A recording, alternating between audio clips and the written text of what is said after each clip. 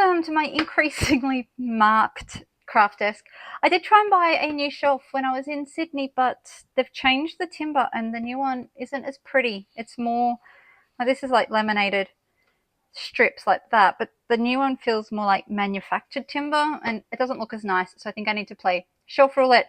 However, I have a finished project to share with you today. This cute little mini book is my 2025 Inchie challenge. I completed successfully 12 tiny little 2x2 inch mini artworks, I guess.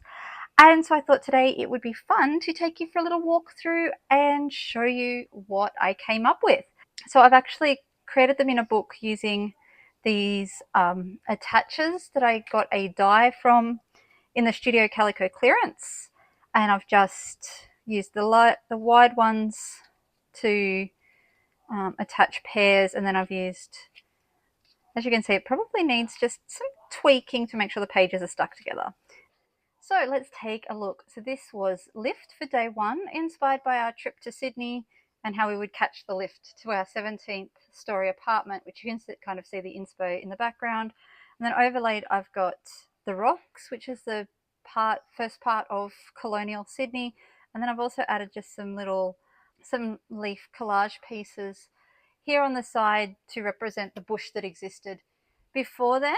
And yeah, so that was lift. Then we had Rebel, which I found this film container. So Black Market is a black and white film.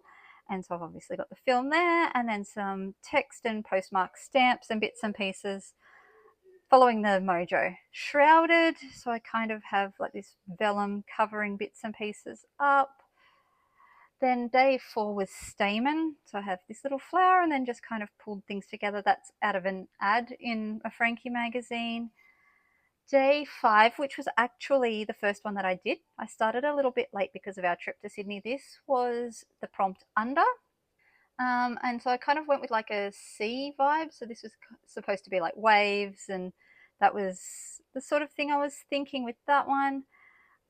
So then day six is Galactic. I had these offcuts from a different page that I'd cut stuff out of, and they kind of made me think of like the Milky Way and the auroras and stuff. So I did like layers of that, and then obviously the white speckles are supposed to be stars. 7 is braided, so I used some offcut fabric to braid / weave. It's where the mojo took me. This one here is dots for day 8, so lots of circular movement in that. A little bit of a doily up there with dots in it, punched holes, things like that.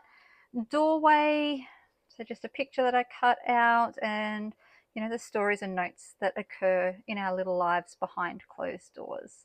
Then we had contrast, so that was oranges and blues, and I didn't really have a plan, so it's fairly simple.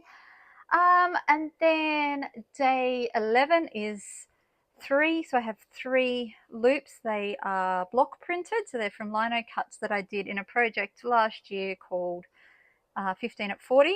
Actually, it was the year before. 3 of those, and then a little troll, kind of become a little mascot of a type for one of my group chats. And then finally at the back is checkered. So found this cute bit here with checkered fabric that inspired it, and then I've just kind of built from those blues. Loved the little butterfly. It gets a little bit squashed sometimes, but ideally he would have his wings out like that. And yeah, so that is Inchie's 2025. I am tempted to like wrap maybe even just like some yarn or something to hold it closed. I'm not entirely sure. Or I may just pop it like in a Ziploc bag or something and put it in my finished projects box. But I'm really excited to have it finished and have my little book made. And I can record my first finished journal for 2025. I hope you've enjoyed this little flip through. I will also link the challenge and the host in my comments below.